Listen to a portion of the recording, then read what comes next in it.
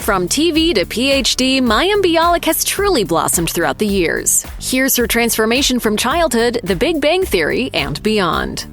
Mayim Bialik's breakout role was the young Cece Bloom in the 1988 movie Beaches. The audition process took 4 months, and she figured there was no way she'd get the part. Her hair was the wrong color, and at the age of 12, she saw that as a huge problem. Of course, all it took was a wig to alter her appearance, and then the rest, the accent, the singing, and the vivacious personality, were all her. Now it's pretty much impossible to imagine anyone else as the child version of Bette Midler. Between takes, Bialik was just like any other kid, as she relished hamburgers for lunch and took naps in her trailer on particularly hot days. But when the cameras were rolling, she was 100% on, delivering a performance that won rave reviews and launched her into a life she'd never imagined. As she recalled on her website in 2018, "It was this movie that changed my life and catapulted me into working on sitcoms, which determined the course of my career and life. Beaches is hard for me to watch because I'm awkward and my voice is annoying to me, and that's just the truth. But I am so honored to have been a part of this movie, which has touched so many lives and hearts." My parents always said I looked like Bette Midler and Barbra Streisand, so I'm trying to cover that demographic. Bialik obviously didn't stop after Beaches. Soon afterwards, she guest starred on the popular ABC sitcom Webster as she played Frida, the title character's brainiac friend, for 8 episodes. Then on the Fox sitcom Malloy, she played the titular 11-year-old who finds her entire world off its axis when her mother dies and her father remarries and moves her to New York. The show only aired for 7 episodes, with an additional 3 unaired. Bialik also had a few guest appearances on a few other popular shows around this time, including Murphy Brown, Doogie Howser MD, MacGyver, and Empty Nest. Beginning in 1990, Bialik starred as the title character on the NBC sitcom Blossom, which centered around a teenager living with her father and 2 brothers after their mother leaves the family. It tackled all sorts of issues, including single parenting, drug abuse, sibling rivalry, and divorce. And Bialik loved working on it with all of her co-stars. As she recalled to Us Weekly in 2021, "This show was for sure an anomaly when we came out in 1990. A show about a girl was unheard of on network TV at the time, and people thought we were nuts to try it." Over the course of 5 seasons, Bialik grew up on screen while she played Blossom. She's described the character as unconventional, quirky, smart, fun, and fearless. Years later, the actress found that her character reflected a lot of her own personality as she aged. As she explained to Us Weekly, Blossom's introspection and ability to find depth in any situation and person reflected her own aspirations to do the same. She also speculated that Blossom would now be a civil rights attorney or working with at-risk youth. I think of Blossom sort of as professional. I would assume she went to college. I see her studying neuroscience and ending up in a sitcom. Okay, well. Mayim Bialik was bright beyond her years when she was a kid. That was abundantly clear when she was accepted into both Harvard and Yale at the age of 17. She graduated from high school in 1993 and planned to put off pursuing higher education until she finished Blossom. She ultimately didn't attend either of those Ivy League schools, but clearly all her hard work was paying off. She attributes her love for science and drive to be accepted by these great schools to her biology tutor on the Blossom set. As she revealed to Brain and Life in 2018, "I was a diligent student, but science didn't come naturally to me. Because of that, I didn't think it was open to me as a career."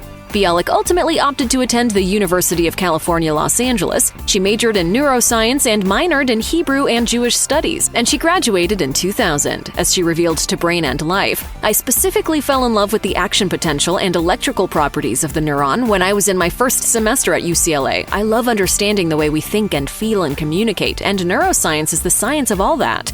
After graduating, Bialik then pursued a doctorate, also in neuroscience and also at UCLA. She's revealed that she wasn't at the top of the class in either undergrad or grad school, but she persisted because of her love of science. She ultimately received her PhD in 2007. As she later noted to Brain and Life, "I'm using my visibility to encourage girls and young women to take an interest in science and give them a deeper understanding of what they can do in that world." So I went to college, I went to graduate school, I finished my doctorate last year.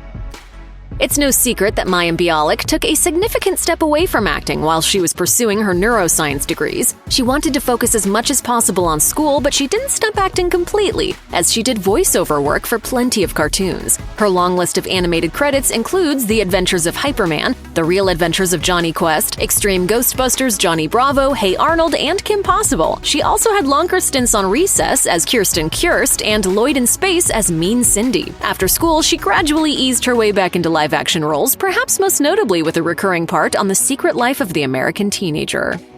Bialik's personal life was also busy during this time. In August 2003, she married her husband, Mike Stone, although they ended up divorcing in 2013. During their time together, they had 2 sons named Miles and Frederick, and one of the reasons Bialik got back into acting was so that she could spend more time with her boys. She knew that a research professor job would have long hours, and acting actually would be less stressful in that regard. Furthermore, her health insurance was running out. As she explained during an appearance on the Canadian talk show The Social, "I figured if I can just get even a couple acting jobs like here or there, I'll be able to get insurance again. I did not expect to be a regular on a television show." In 2010, Bialik landed the recurring role of a high school guidance counselor with a quirky backstory on ABC Family's The Secret Life of the American Teenager. Working with a younger cast was quite the change of pace for Bialik. As she confessed to People TV, "It definitely felt like I was this old dinosaur coming in. I had a great time being the old lady on the block." Bialik appeared in 6 episodes of Secret Life, and by the end of her time there, she'd already booked her next big gig, and it couldn't have been more perfect.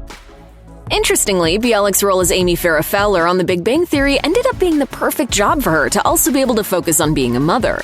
At first, when she joined the show in 2010 for Season 3, she was meant to just be a guest character, but it soon became clear that Amy was the perfect love interest for Jim Parsons' Sheldon Cooper. So in Season 4, Bialik was promoted to series regular.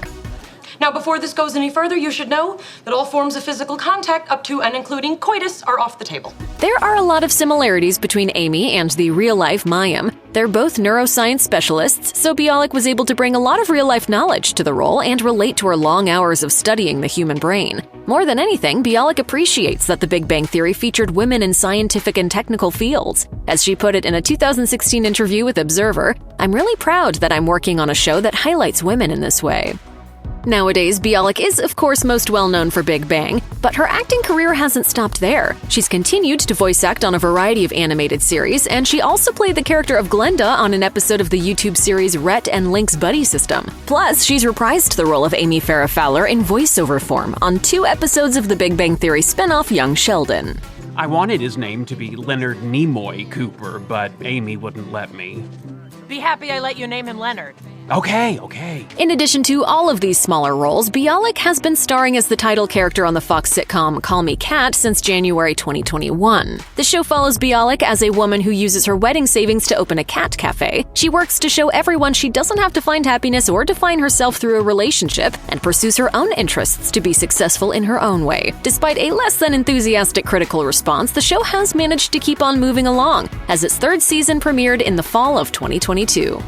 Like plenty of other celebrities, Bialik has authored or co-authored a handful of books, to the point that she's even officially a New York Times bestseller. She shared credit for 2 of her books with pediatrician Dr. Jay Gordon. In Beyond the Sling and Mayim's Vegan Table, she incorporates Dr. Gordon's point of view to help her direct her parenting tips and perspectives. Bialik is credited as the sole author of her other 2 books. Girling Up is a short read about the hardships and realities of girls growing up that uses science to explore how their bodies and minds change. Meanwhile, Boying Up has the same mission as its predecessor, but for boys. Both books feature a healthy mix of science and emotions, attempting to ease the transition between adolescence and adulthood. Of course, Bialik went through her own adolescence under the watchful eye of a TV audience, so it makes sense that she would want to offer helpful tips to youngsters going through their own awkward years. As if acting, neuroscience, parenting, and writing weren't enough, Mayim Bialik has also added podcasting and filmmaking to her resume. In January 2021, she launched a podcast called Mayim Bialik's Breakdown that focuses on mental health and wellness. She and her co-host, Jonathan Cohen, hope to change popular misconceptions about mental health. The show's primary topic and Bialik's status as a popular TV star have helped them book an eclectic array of guests, including Alanis Morissette, Charlemagne the God, and Steve-O. As for Bialik working behind the camera, her debut as a feature film writer and director, As They Made Us, was released in April 2022. A bittersweet story of a young woman coping with a divorce and the oncoming death of her father, the movie stars Diana Agron, Dustin Hoffman, and Bialik's Big Bang co-star Simon Helberg. In an interview with Variety, Bialik revealed, "I wrote the way a lot of writers write, because we feel compelled to. It comes from something that needs to live on paper instead of just in our heads or in our hearts." I didn't necessarily want to write it. I felt a need to write some of these things down. Another huge way that Mayim Bialik puts her smarts to fine use is as one of the current co-hosts of the popular game show Jeopardy! After the death of longtime MC Alex Trebek in 2021, Jeopardy had some massive shoes to fill. Before choosing an official full-time hire, the show trotted out a variety of temporary guest hosts, including Bialik. After much deliberation and some strong fan opinions, it was announced in July 2022 that Bialik would split hosting duties with Ken Jennings, one of Jeopardy's all-time greatest champions. Jennings was set to host from September to December 2022, while Bialik would preside over the Celebrity Jeopardy primetime episodes and then take over from Jennings in January. As executive producer Michael Davies raved, Mayim and Ken are both extraordinarily talented and simply lovely humans. They support the staff and each other. They love and respect this institution of a television program. This is the podium that has a little step stool for me, so that I'm as tall as Ken. And for me, it's got a little squishy thing because I have fallen arches. I got flat feet.